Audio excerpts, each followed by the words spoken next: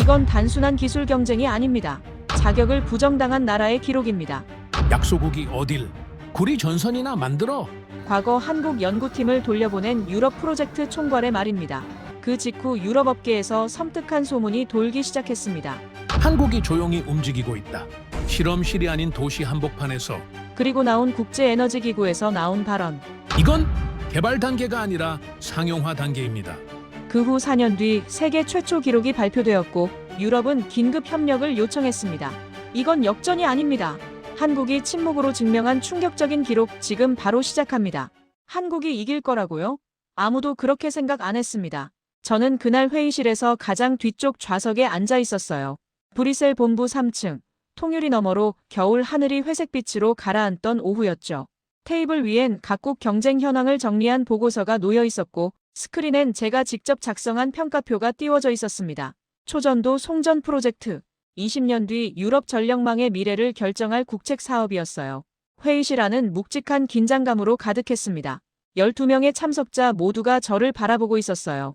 프랑스 재무부에서 나온 마리는 팔짱을 낀 채 날카로운 눈빛으로 숫자를 훑고 있었고 에너지규제위원회 국장 앙리는 안경을 벗었다 꼈다 하며 뭔가 찜찜하다는 표정을 짓고 있었죠. 저는 천천히 숨을 들이마셨습니다. 이 자리에서 제가 내리는 판단 하나하나가 수십억 유로의 흐름을 바꿀 테니까요. 자, 그럼 경쟁국 분석부터 시작하겠습니다. 제 목소리는 차분했지만 단단했어요. 25년간 전력망 설계를 해온 사람의 무게가 실려 있었죠. 스크린을 가리키며 저는 첫 번째 항목을 읽어내려갔습니다. 중국. 자본 규모는 압도적이지만 안전 기준이 우리와 다릅니다. 사고 이력을 보면 실증 단계에서 멈출 가능성이 높아요. 마리가 고개를 끄덕였어요. 앙리는 여전히 뭔가 불안한 듯 펜을 만지작거렸죠. 인도는 정치 변수가 너무 큽니다. 정권이 바뀌면 예산이 통째로 증발하는 구조예요. 장기 프로젝트엔 적합하지 않죠. 브라질은요? 마리가 물었습니다. 저는 잠깐 멈칫했어요. 브라질은 사실 조금 애매한 케이스였거든요. 기술력은 있지만 경제 상황이 불안정했죠. 브라질은 경제성 문제입니다. 초전도 케이블 유지비가 전통 방식의 3배예요. 그 적자를 10년 이상 버틸 체력이 있을지 의문입니다. 회의실이 조용해졌습니다. 모두가 같은 생각을 하고 있다는 걸 알 수 있었어요. 결국 이 게임은 끝까지 버틸 수 있는 나라만 할 수 있다는 것. 자본도 기술도 실패를 감당할 여유도 필요하다는 것 말이죠. 그때 제 시선이 보고서 마지막 항목에 멈췄습니다. 한국. 저는 잠시 그 이름을 응시했어요. 페이지 한 구석에 작게 적힌 4글자였죠. 회의실 공기가 묘하게 무거워졌습니다. 한국은. 제가 입을 열자 모두의 시선이 집중됐어요. 마리는 미간을 좁혔고 앙리는 펜을 내려놓았습니다. 저는 천천히 말을 이어갔어요. 한국은 이 목록에서 가장 먼저 지워야 할 이름입니다. 그 순간 회의실 분위기가 확 바뀌었어요. 누군가 작게 숨을 내쉬는 소리가 들렸고 앙리의 얼굴에 안도의 빛이 스쳤죠. 저는 스크린을 가리키며 근거를 나열하기 시작했습니다. 첫째, 경제 구조가 수출 의존적입니다. 내수 기반이 약한 나라는 장기 적자 프로젝트를 버티지 못해요. 둘째, 실패를 용인하지 않는 문화죠. 초전도 기술은 최소 10번 이상 실패를 전제로 합니다. 그런데 한국은 한 번 실패하면 프로젝트 자체가 정치 공격의 빌미가 되는 구조예요. 마리가 팔짱을 풀고 앞으로 몸을 기울였습니다. 그럼 기술력은요? 기술력은 있습니다. 하지만 초전도는 기술만의 문제가 아니에요. 이건 국가의 체력 싸움이거든요. 제 목소리엔 확신이 가득했습니다. 25년간 수백 개의 프로젝트를 지켜보며 배운 진리였죠. 기술은 돈으로 살 수 있지만 실패를 견디는 힘은 시스템에서 나온다는 것. 그리고 한국의 시스템은 그런 실패를 절대 용인하지 않는다는 것 말이에요. 저는 확신합니다. 한국은 중간에 포기할 겁니다. 회의실이 다시 조용해졌어요. 하지만 이번엔 무거운 침묵이 아니라 동의의 침묵이었죠. 앙리가 천천히 고개를 끄덕였고 마리는 보고서를 덮으며 작게 한숨을 쉬었습니다. 저는 그 반응들을 보며 묘한 만족감을 느꼈어요. 제 판단이 옳다는 걸, 모두가 인정하고 있다는 걸 알 수 있었거든요. 그럼 한국은 더 이상 모니터링 대상이 아니라는 거죠? 앙리가 물었습니다. 저는 단호하게 대답했어요. 네. 이 목록에서 지우셔도 됩니다. 그 말과 함께 저는 보고서에서 한국 페이지를 넘겼습니다. 마치 쓸모없는 메모를 버리듯이요. 회의는 그렇게 다음 안건으로 넘어갔고 한국이라는 이름은 그날 회의록 어디에도 남지 않았어요. 회의가 끝나고 복도를 걷는데 마리가 제 옆으로 다가왔습니다. 에티엔, 한국을 너무 쉽게 지운 거 아니에요? 그녀의 목소리엔 약간의 의구심이 섞여 있었죠. 저는 걸음을 멈추고 그녀를 바라봤어요. 마리, 이건 감정의 문제가 아닙니다. 숫자와 구조의 문제예요. 한국은 이 게임에 자격이 없어요. 자격이라니 그건 좀, 아니, 정확한 표현입니다. 제 목소리가 차갑게 식었어요. 저는 그녀의 눈을 똑바로 바라보며 말을 이었습니다. 초전도 송전은 도시 한복판 지하에서 영하 196도를 24시간 유지해야 하는 기술이에요. 0.1도만 흔들려도 도시 전체가 멈출 수 있죠. 이건 단순한 기술 개발이 아닙니다. 이건 국가의 자격을 가르는 영역이에요. 마리는 아무 말도 하지 않았습니다. 저는 다시 걸음을 옮기며 마지막 한마디를 덧붙였어요. 한국은 따라올 수 없습니다. 아예 시작조차 못할 거예요. 그날 밤 저는 사무실에 혼자 남아 창밖을 바라봤어요. 브뤼셀의 야경이 반짝이고 있었죠. 저는 그 불빛들을 보며 생각했습니다. 저 아래 흐르는 전력이 언젠가 초전도 케이블을 통해 흐를 거라고. 그리고 그 기술을 완성하는 건 유럽이 될 거라고요. 한국. 그들은 이미 제 머릿속에서 지워진 이름이었습니다. 그때는 몰랐어요. 제가 얼마나 큰 실수를 저지르고 있는지, 그 확신이 얼마나 오만한 착각이었는지 말이죠. 한국을 지운 지 사흘째 되던 날, 저는 피에르를 만났습니다. 피에르 모로. 60을 넘긴 그는 유럽 전역에서 가장 많은 전력 사고를 분석한 사람이었어요. 주름진 얼굴 곳곳에 30년 현장 경험이 새겨져 있었죠. 그가 제 사무실 문을 두드렸을 때 저는 초전도 케이블 설계도를 펼쳐놓고 있었습니다. 에티엔, 자네 정말 이걸 도시 한복판에 묻을 생각인가? 피에르의 목소리엔 걱정이 가득했어요. 그는 의자에 앉으며 설계도를 내려다봤죠. 저는 고개를 들어 그를 바라봤습니다. 이게 미래입니다, 피에르. 저항이 제로인 송전선. 손실 없이 전기를 보낼 수 있어요. 손실 없이? 그 대가가 뭔지 알고 하는 소린가? 그의 눈빛이 날카로워졌어요. 피에르는 책상 위 온도계 그림을 손가락으로 짚으며 말했습니다. 영하 196도야. 액체 질소를 24시간 순환시켜야 하지. 그것도 도시 지하 3m에서 말일세. 냉각 시스템이 단 10초만 멈춰도 온도가 올라가기 시작해. 그리고 0.1도만 벗어나면 초전도 상태가 깨집니다. 제가 그의 말을 받았어요. 피에르는 무겁게 고개를 끄덕였죠. 그럼 그 순간 저항이 돌아오네. 엄청난 열이 발생하고 케이블이 녹기 시작하지. 그 위로 도로가 있고 건물이 있고 사람들이 살고 있어. 자네, 이게 무슨 의미인지 아나? 저는 침묵했습니다. 알고 있었어요. 너무나 잘 알고 있었죠. 초전도 송전은 기술이 아니라 줄타기였습니다. 단 한 번의 실수도 용납되지 않는 완벽을 전제로 한 도박이었어요. 그래서 성공 확률이 3%라는 겁니다. 제 목소리가 낮게 깔렸어요. 피에르는 제 눈을 똑바로 바라봤습니다. 3%. 100번 시도하면 97번 실패한다는 뜻이야. 그런데 자네는 그 3%에 국가 예산을 걸겠다는 건가? 피에르. 그래서 이게 강대국의 게임인 겁니다. 저는 자리에서 일어나 창가로 걸어갔어요. 브뤼셀 시내가 내려다 보였죠. 저는 유리창에 손을 짚으며 천천히 말을 이어갔습니다. 97번 실패할 수 있는 나라. 그 실패를 견디고도 다시 시도할 여유가 있는 나라. 수십억 유로가 땅속에 묻혀도 흔들리지 않는 나라. 그런 나라만이 이 기술을 가질 자격이 있어요. 자격이라. 피에르가 한숨을 쉬었습니다. 저는 그를 돌아보며 말했어요. 맞습니다. 자격이에요. 이건 기술력의 문제가 아닙니다. 이건 실패를 감당할 수 있는 시스템의 문제예요. 가난한 나라는 한 번 실패하면 끝입니다. 정권이 무너지고 예산이 끊기고 모든 게 중단되죠. 하지만 우리는 다릅니다. 저는 다시 책상으로 돌아와 앉았어요. 설계도를 펼치며 구체적인 숫자를 짚어갔습니다. 1km당 설치비가 3천만 유로예요. 유지비는 연간 500만 유로죠. 10km면 3억 유로가 들어갑니다. 그것도 성공한다는 보장 없이요. 피에르는 아무 말도 하지 않았습니다. 그저 제 얼굴을 바라볼 뿐이었어요. 저는 그 침묵 속에서 계속 말을 이어갔죠. 그래서 중국이 무너질 겁니다. 자본은 있지만 안전 기준이 느슨해요. 사고 한 번이면 국제 신뢰가 무너지죠. 인도는 정치가 문제고 브라질은 경제가 문제예요. 그리고 한국은 뭔가? 피에르가 물었습니다. 저는 잠시 망설였어요. 그리고 천천히 대답했죠. 한국은 모든 게 문제입니다. 자본도 부족하고 실패를 견딜 시스템도 없어요. 게다가 내수 시장이 작아서 투자 회수도 불가능하죠. 그럼 결국 우리만 남는단 얘긴가?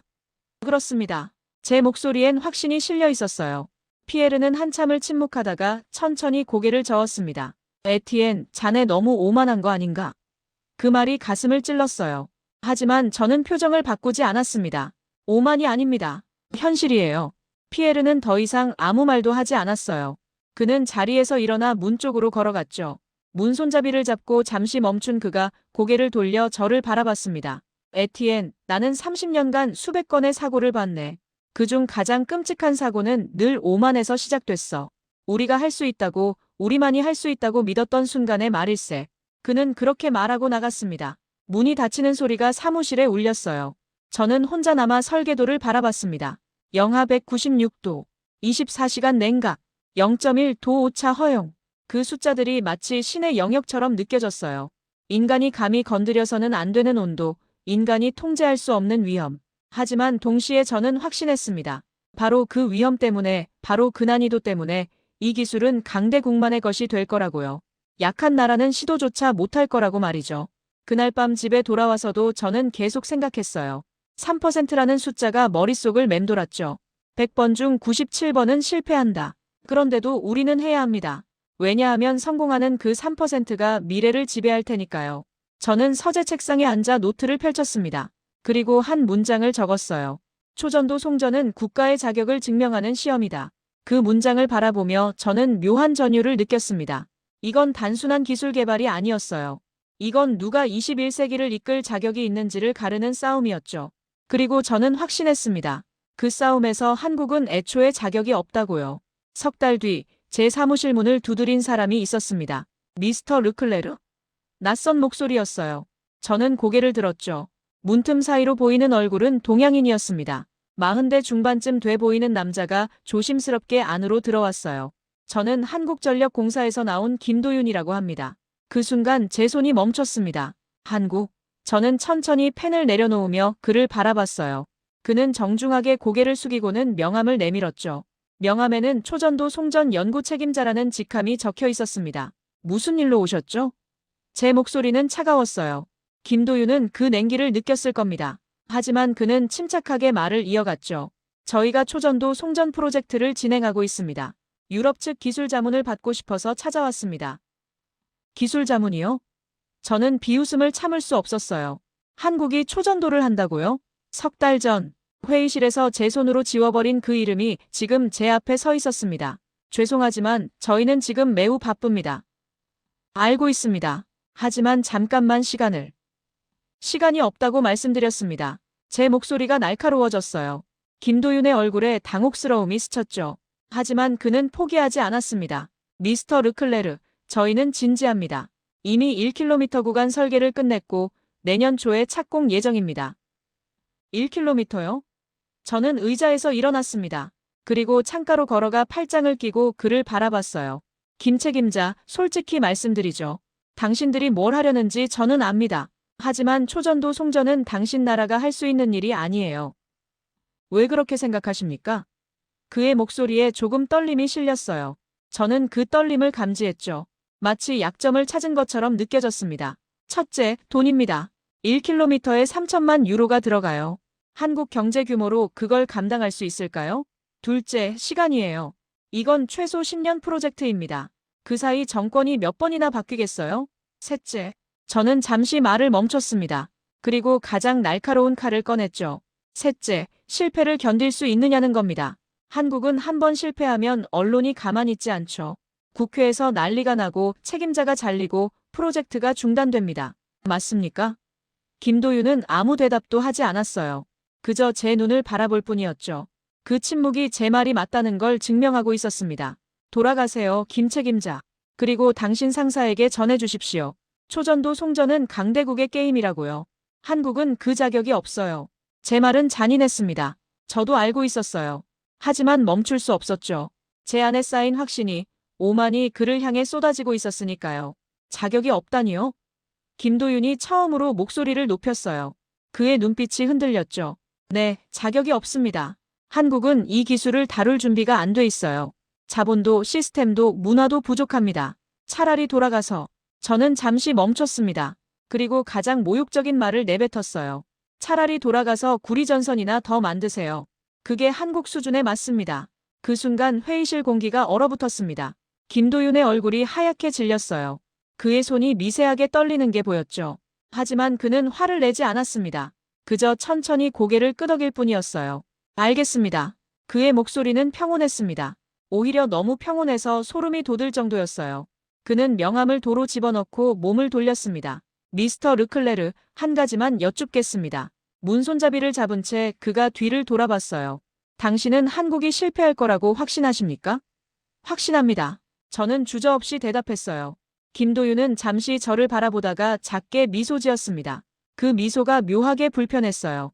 마치 뭔가를 알고 있다는 듯한 표정이었죠. 그럼 두고 보시죠. 그는 그렇게 말하고 나갔습니다. 문이 닫히고 저는 혼자 남았어요. 저는 다시 자리에 앉았습니다. 가슴속에서 뭔가 불편한 감정이 꿈틀거렸어요. 후회? 아니, 후회는 아니었습니다. 죄책감? 그것도 아니었죠. 그건 이상한 불안감이었습니다. 그날 저녁 집으로 가는 차 안에서 저는 계속 김도윤의 얼굴을 떠올렸어요. 그 평온한 표정, 그 작은 미소. 왜 그는 화를 내지 않았을까요? 왜 그는 그렇게 침착했을까요? 아내가 저녁 테이블에서 물었습니다. 여보, 무슨 일 있어요? 표정이 안 좋아요. 아니야. 그냥 오늘 이상한 사람을 만났어. 이상한 사람? 한국에서 온 사람이었어. 초전도 기술 자문을 요청하러 왔더군. 그래서 도와줬어요? 저는 고개를 저었습니다. 아니, 거절했어. 그들은 할 수 없으니까. 아내는 더 이상 묻지 않았어요. 하지만 저는 밤새 잠을 이루지 못했습니다. 김도윤의 그 마지막 말이 계속 귓가에 맴돌았어요. 그럼 두고 보시죠. 단순한 말이었습니다. 하지만 왜인지 그 말에는 무게가 있었어요. 마치 조용한 선전포고 같았죠. 저는 그날 밤 처음으로 생각했습니다. 혹시 제가 실수한 걸까요? 혹시 너무 쉽게 판단한 걸까요? 하지만 곧 고개를 저었어요. 아니, 제 판단은 옳습니다. 숫자가, 구조가 모든 게 제 편이었으니까요. 한국은 실패할 겁니다. 분명히요. 1년이 흘렀습니다.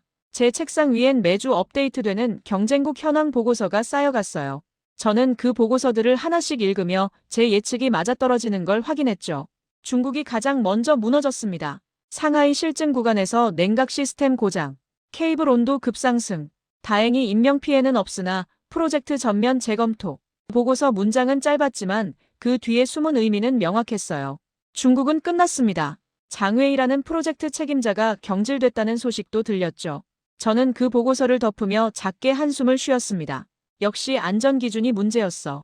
마리가 제 사무실에 들어왔을 때였어요. 그녀는 또 다른 보고서를 들고 있었죠. 에티엔, 인도도 중단했대요. 인도도요? 정권이 바뀌었잖아요. 새 정부가 예산을 전면 재검토한대요. 초전도 프로젝트는 우선순위에서 밀렸고요. 저는 고개를 끄덕였습니다. 예상했던 시나리오였어요. 라훌 싱이라는 인도 측 담당자가 보낸 메일이 떠올랐죠. 그는 절박하게 유럽 측 지원을 요청했지만 저는 거절했습니다. 인도는 정치가 너무 불안정했으니까요. 그럼 이제 브라질만 남았네요. 마리가 말했어요. 저는 창밖을 바라보며 대답했습니다. 브라질도 곧 떨어질 겁니다. 어떻게 알아요? 경제성이 안 나와요. 제가 브라질 전력청 자료를 분석했는데 초전도 유지비가 전통 송전의 4배예요. 그들이 10년을 버틸 리 없습니다. 저는 옳았습니다. 석 달 뒤 브라질 전력청 국장 카를로스 리마가 프로젝트 중단을 선언했어요. 이유는 예상대로 경제성 문제였죠. 그날 저녁 저는 프로젝트 팀 전체를 회의실에 모았습니다. 15명의 엔지니어와 관리자들이 테이블에 둘러앉았어요. 저는 스크린에 경쟁국 현황표를 띄웠습니다. 보시다시피 중국은 사고로 중단, 인도는 정치 문제로 중단, 브라질은 경제 문제로 중단했습니다. 침묵이 흘렀어요. 모두가 스크린을 바라보고 있었죠. 저는 천천히 말을 이어갔습니다. 이게 무엇을 의미하는지 아십니까? 이건 우리가 옳았다는 증거입니다. 초전도 송전은 강대국만이 할 수 있는 일이에요. 앙리가 손을 들었습니다. 그럼 이제 경쟁자가 없다는 뜻입니까? 그렇습니다. 제 목소리엔 자신감이 넘쳤어요. 저는 테이블을 한 바퀴 돌며 모두의 얼굴을 바라봤습니다. 우리는 이제 혼자입니다. 세계에서 유일하게 이 기술을 개발하는 나라죠. 20년 뒤 전 세계가 우리 기술을 사려고 줄을 설 겁니다. 박수가 터져나왔어요. 마리가 일어서서 박수를 쳤고 다른 사람들도 따라 일어섰죠. 저는 그 박수 소리를 들으며 묘한 만족감을 느꼈습니다. 제 판단이 옳았어요. 제 분석이 정확했죠. 하지만 그때 루카스가 조심스럽게 손을 들었습니다. 에티엔, 한 가지 질문이 있습니다. 말씀하세요. 한국은요? 그 이름을 듣는 순간 회의실이 조용해졌어요. 저는 루카스를 바라봤죠. 독일 출신인 그는 늘 객관적이고 신중한 사람이었습니다. 한국은 여전히 진행 중이라고 들었습니다. 그게 무슨 의미가 있습니까? 제 목소리가 차가워졌어요. 루카스는 당황한 듯 뒤로 물러앉았죠. 한국은 발표도 없고 데이터도 없습니다. 그건 실패했다는 뜻이에요. 하지만 중단했다는 소식도 없지 않습니까? 루카스. 저는 그의 이름을 불렀습니다. 목소리에 경고가 실렸어요. 한국은 이미 끝났습니다. 그들이 조용한 건 실패를 인정하기 싫어서예요. 곧 중단 발표가 나올 겁니다. 루카스는 더 이상 말하지 않았어요. 회의는 그렇게 끝났고 사람들은 하나둘 나갔습니다. 저는 혼자 회의실에 남아 경쟁국 현황표를 바라봤어요. 중국 옆엔 빨간 X 표시가 그어져 있었고 인도와 브라질도 마찬가지였죠. 그리고 맨 아래 한국이라는 이름이 작게 적혀 있었습니다. 저는 그 이름을 오래 바라봤어요. 1년 전 김도윤의 얼굴이 떠올랐죠. 그의 평온한 표정, 그의 마지막 말. 그럼 두고 보시죠. 저는 고개를 저었습니다. 아니, 그는 실패했어요. 틀림없이 실패했을 겁니다. 조용한 건 그저 실패를 감추기 위한 시간 벌기일 뿐이죠. 그날 밤 집에 돌아와 아내에게 말했습니다. 여보, 우리가 이겼어. 뭘 이겼는데요? 경쟁국들이 다 무너졌어. 이제 유럽만 남았어요. 아내는 웃으며 축하해줬어요. 저는 그날 밤 오랜만에 편안하게 잠들었습니다. 모든 게 제 계획대로 흘러가고 있었으니까요. 하지만 저는 몰랐습니다. 가장 조용한 경쟁자가 가장 위험하다는 사실을요. 침묵이 때로는 실패가 아니라 집중의 표현이라는 걸 말이죠. 한국은 말하지 않고 있었습니다. 하지만 멈추지 않고 있었어요. 2년이 더 흘렀습니다.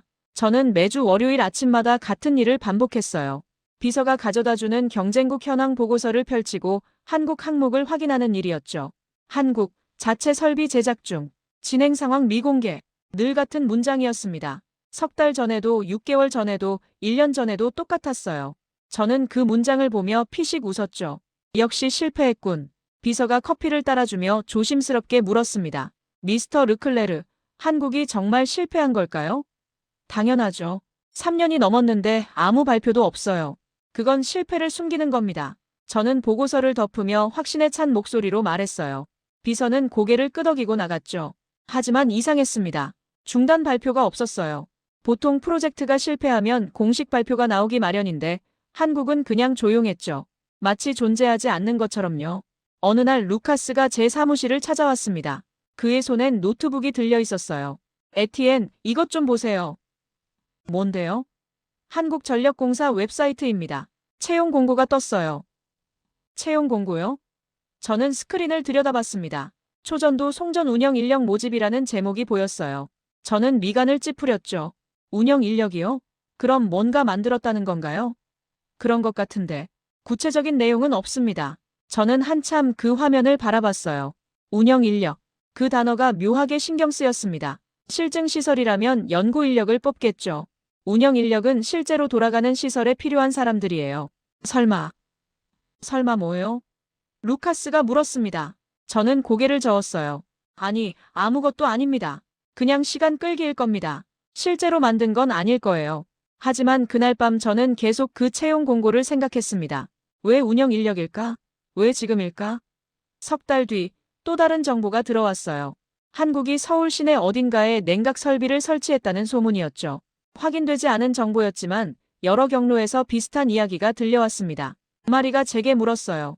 에티엔, 한국이 정말 뭔가 하고 있는 거 아닐까요? 설마요. 3년 넘게 아무 발표도 없었는데요. 그게 이상하잖아요. 완전히 실패했으면 중단 발표를 했을 텐데. 저는 대답하지 않았습니다. 속으로는 저도 같은 생각을 하고 있었거든요. 한국의 침묵이 점점 더 불편해지고 있었어요. 그해 연말, 유럽 프로젝트 자체에 문제가 생겼습니다. 규제 승인이 계속 지연됐어요. 앙리가 이끄는 에너지규제위원회가 안전성 검토를 이유로 승인을 미뤘죠. 도시 한복판에 이런 시설을 짓는 건 위험합니다. 앙리의 목소리는 단호했어요. 저는 그를 설득하려 했지만 소용없었죠. 에티엔, 만약 사고가 나면 누가 책임질 건가요? 나는 그 책임을 질 수 없어요. 결국 프로젝트는 또 3개월 연기됐습니다. 그리고 3개월 뒤 또 연기됐어요.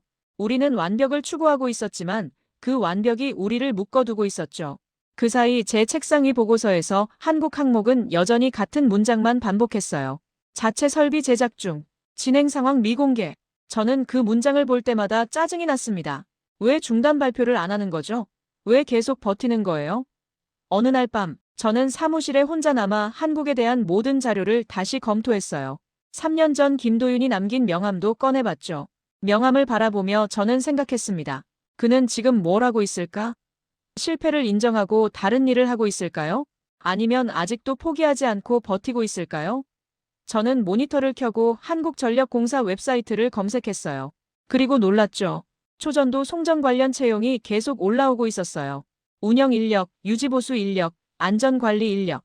이게 무슨... 제 심장이 빠르게 뛰기 시작했습니다. 이건 실패한 프로젝트의 모습이 아니었어요. 이건 뭔가 돌아가고 있다는 증거였죠. 저는 급하게 정보팀에 연락했습니다. 한국초전도 프로젝트에 대한 모든 정보를 다시 수집해 주세요. 놓친 게 있을 겁니다. 지금요? 밤 11시인데요. 지금 당장이요. 저는 사무실을 서성이며 기다렸어요. 뭔가 잘못됐어요. 뭔가 제가 놓친 게 있었죠. 다음 날 아침 정보팀 보고서가 올라왔습니다. 하지만 새로운 정보는 없었어요. 여전히 한국은 조용했고 구체적인 데이터는 없었죠. 역시 착각이었나? 저는 안도의 한숨을 쉬었습니다. 하지만 마음 한구석이 여전히 불편했어요. 침묵. 그 침묵이 점점 더 무겁게 느껴졌습니다. 그때는 몰랐어요. 가장 위험한 경쟁자는 떠드는 자가 아니라 조용히 일하는 자라는 걸요. 한국은 말하지 않았습니다. 하지만 매일 한 걸음씩 앞으로 나아가고 있었어요. 4년째 되던 봄날이었습니다. 저는 늘 그랬듯 월요일 아침 보고서를 펼쳤어요. 커피를 한 모금 마시며 한국 항목으로 시선을 옮겼죠. 그리고 손이 멈췄습니다. 한국, 서울 강남구 1km 구간 전력망 연결 완료. 제 눈이 그 문장에 고정됐어요. 전력망 연결. 실증시설이 아니라 실제 전력망이라고요? 이게 무슨... 저는 보고서를 다시 읽었습니다. 한 번, 두 번, 세 번. 하지만 문장은 바뀌지 않았어요. 1km 강남구 전력망 연결 완료. 비서가 문을 두드렸습니다. 미스터 르클레르, 회의가 30분 뒤입니다. 취소하세요. 네. 하지만 지금 당장 취소하라고요. 제 목소리가 높아졌어요. 비서는 당황해서 문을 닫고 나갔죠. 저는 다시 보고서를 들여다봤습니다. 전력망 연결. 그 단어의 의미를 저는 너무나 잘 알고 있었어요. 실증시설은 실험입니다. 하지만 전력망 연결은 실전이에요. 실제 도시에, 실제 사람들에게 전기를 공급한다는 뜻이죠. 설마. 저는 노트북을 켜고 한국 관련 뉴스를 검색했습니다. 하지만 아무것도 없었어요. 언론 보도도 없고 공식 발표도 없었죠. 그들은 여전히 조용했습니다. 루카스에게 전화를 걸었어요. 루카스, 지금 당장 내 사무실로 와요. 무슨 일인데요? 한국이 뭔가 했어요. 10분 뒤 루카스가 들어왔습니다. 저는 보고서를 그에게 내밀었어요. 이것 좀 보세요. 루카스는 천천히 보고서를 읽었습니다. 그의 표정이 점점 굳어지더니 저를 바라봤어요. 이게 사실인가요? 모르겠어요. 확인해야 합니다. 어떻게요? 저는 잠시 망설였습니다. 그리고 결심했죠. 직접 연락하겠습니다. 저는 서랍을 뒤져 4년 전 김도윤이 남긴 명함을 찾았어요. 구겨지고 바랜 명함이었죠. 거기 적힌 이메일 주소를 보며 저는 한참을 망설였습니다. 4년 전 제가 그에게 한 말이 떠올랐어요. 돌아가서 구리전선이나 만들라. 제 손가락이 키보드 위에서 떨렸습니다. 저는 짧은 메일을 썼어요. 김 책임자님, 오랜만입니다. 한국 프로젝트 진행 상황이 궁금합니다. 혹시 자료를 공유해 주실 수 있겠습니까? 메일을 보내고 저는 하루 종일 답장을 기다렸습니다. 하지만 아무 답도 오지 않았어요. 이틀이 지나고 3일이 지났죠. 일주일이 지나도 답장은 없었습니다. 그 침묵이 더 무서웠어요. 그들은 제게 설명할 필요조차 느끼지 않는 것 같았죠. 마리가 제 사무실로 찾아왔습니다. 에티엔, 괜찮아요? 네. 요즘 안색이 안 좋아요. 무슨 일 있어요? 저는 대답하지 않았습니다. 대답할 수가 없었어요. 어떻게 말하죠? 4년 전 제가 무시했던 나라가 지금 우리보다 앞서 있을지 모른다고. 아무것도 아니에요. 그냥 피곤해서요. 마리는 의심스러운 눈초리로 저를 바라보다가 나갔어요. 저는 혼자 남아 창밖을 바라봤습니다. 브뤼셀 시내가 내려다 보였어요. 저 아래 어딘가에 우리 초전도 케이블이 묻힐 예정이었죠. 하지만 아직 착공도 못했습니다. 규제 승인이 계속 미뤄지고 있었거든요. 그런데 한국은 이미 전력망을 연결했다고요? 어떻게 그게 가능하죠? 저는 책상, 서랍을 열어 4년간 쌓인 한국 관련 보고서를 꺼냈습니다. 한 장 한 장 넘기며 읽었어요. 자체 설비 제작 중. 진행 상황 미공개. 특이사항 없음. 모든 보고서가 똑같았어요. 하지만 그 똑같은 문장 뒤에서 그들은 계속 일하고 있었던 거예요. 조용히, 꾸준히 멈추지 않고. 그때 깨달았습니다. 제가 실수한 걸요. 침묵을 실패로 착각했던 겁니다. 발표가 없는 걸 포기로 오해했던 거죠. 하지만 한국은 말하지 않았을 뿐 멈추지 않았어요. 저는 머리를 감싸쥐었습니다. 4년. 그들은 4년 동안 단 한 번도 멈추지 않았어요. 실패해도 무시당해도 아무도 관심 갖지 않아도 계속 앞으로 나아갔죠. 그리고 우리는 완벽을 기다리며 멈춰 있었습니다. 빌어먹을. 저는 주먹으로 책상을 쳤어요. 커피 잔이 흔들렸고 보고서들이 바닥에 떨어졌죠. 그날 밤 집에 가지 못했습니다. 사무실에 남아 한국에 대한 모든 정보를 다시 분석했어요. 하지만 새로운 건 없었죠. 그들은 여전히 조용했고 구체적인 데이터는 나오지 않았습니다. 다만 한 가지는 확실했어요. 1km 전력망 연결. 그건 거짓말이 아니었습니다. 여러 경로에서 확인됐거든요. 저는 창밖 어둠을 바라보며 생각했습니다. 이제 어떻게 하죠? 이제 뭘 해야 하죠? 그리고 처음으로 두려움을 느꼈어요. 한국이 정말로 성공할지도 모른다는 두려움이었습니다. 1년이 또 흘렀습니다. 보고서 문장이 바뀌었어요. 한국, 서울 강남구 1km 구간 1년 무사고 운영. 저는 그 문장을 보며 손이 떨렸습니다. 1년 무사고. 실증 시설이 아니라 실제 도시 전력망에서요. 이럴 수가. 마리가 제 뒤에 서 있었어요. 에티엔, 이제 인정해야 할 때 아닌가요? 뭘 인정하라는 겁니까? 제 목소리가 날카로워졌어요. 마리는 한 발 물러섰죠. 한국이 성공했다는 걸요. 1년입니다. 겨우 1년이에요. 초전도는 최소 10년은 돌려봐야 안전하다고 평가할 수 있어요. 하지만은 없습니다. 저는 소리쳤어요. 마리는 더 이상 말하지 않고 나갔습니다. 저는 혼자 남아 보고서를 바라봤죠. 1년 무사고. 그 단어가 계속 눈에 들어왔어요. 그 뒤로 석 달마다 보고서가 업데이트됐습니다. 15개월 무사고, 18개월 무사고, 2년 무사고.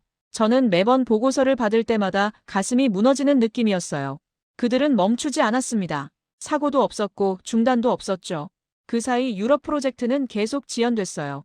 앙리가 이끄는 규제위원회는 여전히 승인을 미뤘고 마리가 있는 재무부는 예산 삭감을 검토하기 시작했죠. 에티엔, 이대로는 안 됩니다. 마리가 심각한 표정으로 말했어요. 우리가 너무 느려요. 한국은 이미 돌리고 있는데 우린 아직 착공도 못했어요. 안전이 최우선입니다. 안전? 한국은 2년 동안 한 번도 사고가 없었어요. 그게 안전 아닌가요? 저는 대답하지 못했습니다. 마리는 책상에 새 보고서를 내려놓고 나갔어요. 저는 그 보고서를 집어들었습니다. 한국 항목을 펼쳤죠. 서울 강남구 1km, 3년 무사고 운영, 추가 구간 확장 계획 발표, 확장 계획. 그들은 멈추지 않고 더 나아가고 있었어요. 저는 다시 김도윤에게 메일을 보냈습니다. 이번엔 정중하게, 조심스럽게 썼어요. 김 책임자님, 축하드립니다. 놀라운 성과입니다. 혹시 협력 가능성을 논의할 수 있을까요? 사흘 뒤 답장이 왔습니다. 짧은 문장이었어요. 감사합니다. 하지만 지금은 내부 프로젝트에 집중하고 있습니다. 정중한 거절이었죠. 저는 그 메일을 읽고 또 읽었습니다. 지금은이라는 단어가 유난히 눈에 들어왔어요. 나중에는 가능하다는 뜻일까요? 아니면 그냥 완곡한 거절일까요? 4년째 되던 해, 보고서에 결정적인 문장이 등장했습니다. 한국 4년 무사고 운영. 세계 최초 상용 초전도 송전 시스템 인증 획득. 세계 최초. 그 단어가 제 가슴을 찔렀어요. 우리가 가지려던 타이틀이었죠. 우리가 세계에 증명하려던 자격이었습니다. 그런데 한국이 가져갔어요. 조용히, 묵묵히, 우리가 무시하는 사이에요. 그날 긴급회의가 소집됐습니다. 모든 팀장이 모였고 마리와 앙리도 참석했어요. 회의실 분위기는 무거웠죠. 어떻게 이런 일이 생긴 겁니까? 마리가 저를 쏘아보며 물었어요. 4년 전 당신은 한국이 실패할 거라고 했어요.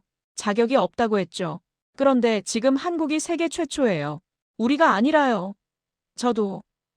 당신도 뭐죠? 예상 못했다고요? 판단을 잘못했다고요? 마리의 목소리가 높아졌어요. 저는 아무 말도 하지 못했습니다. 앙리가 조용히 말했어요. 문제는 이제부터입니다. 한국이 세계 최초 타이틀을 가져갔어요. 그럼 다른 나라들은 누구 기술을 배우려 할까요? 침묵이 흘렀습니다. 모두가 답을 알고 있었어요. 우리가 아니라 한국이죠. 루카스가 말했어요. 그의 목소리엔 안타까움이 묻어 있었죠. 에티엔, 당신이 옳았을 수도 있었어요.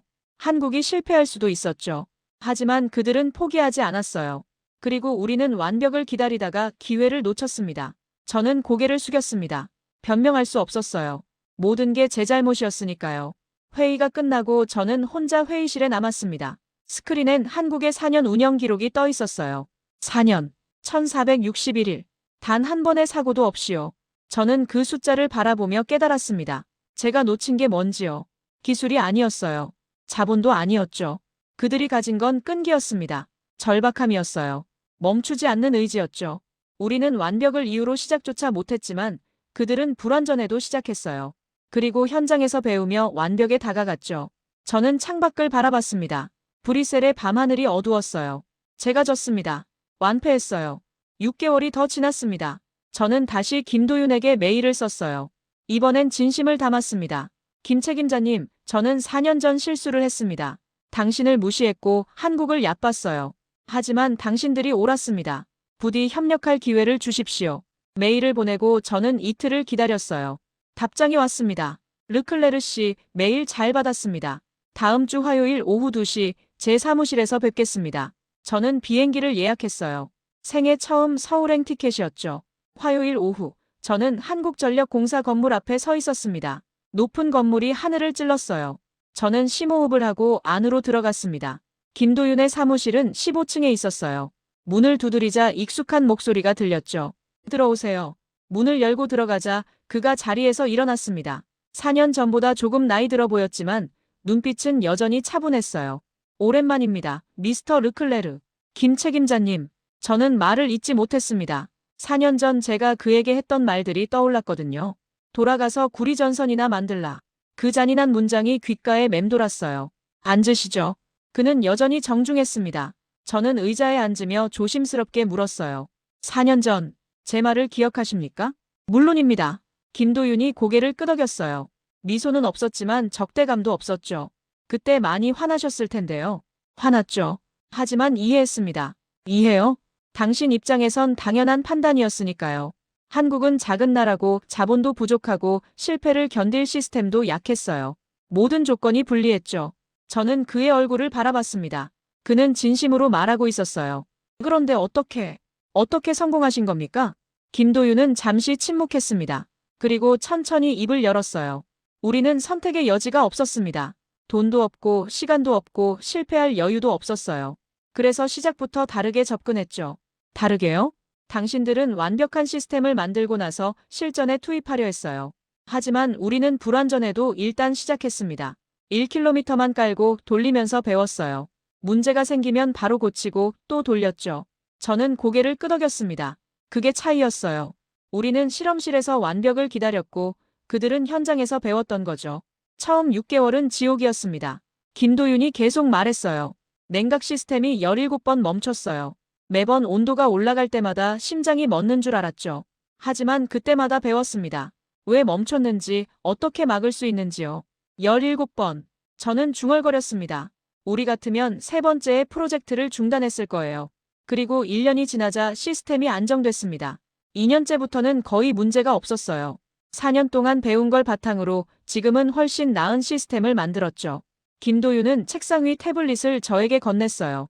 화면엔 서울 지하에 펼쳐진 초전도 네트워크가 보였습니다. 지금은 10km예요. 내년엔 50km까지 확장할 계획입니다. 저는 할 말을 잃었습니다. 우리가 1km 승인받으려고 4년을 허비하는 동안 그들은 10km를 깔았어요. 미스터 르클레르. 김도윤이 제 눈을 똑바로 바라봤습니다. 당신은 4년 전에 물었죠. 한국이 이길 수 있냐고요. 솔직히 저도 몰랐습니다. 하지만 한 가지는 알았어요. 우리가 포기하지 않으면 언젠가는 될 거라는 것이요. 그 말이 제 가슴을 찔렀어요. 저는 고개를 숙였습니다. 제가 잘못 봤습니다. 잘못 본 게 아닙니다. 김도윤의 목소리가 부드러워졌어요. 당신은 조건을 봤어요. 자본, 시스템, 구조를요. 그리고 그 조건들로 판단했죠. 틀린 방법이 아닙니다. 하지만 당신이 놓친 게 하나 있었어요. 뭡니까? 시간입니다.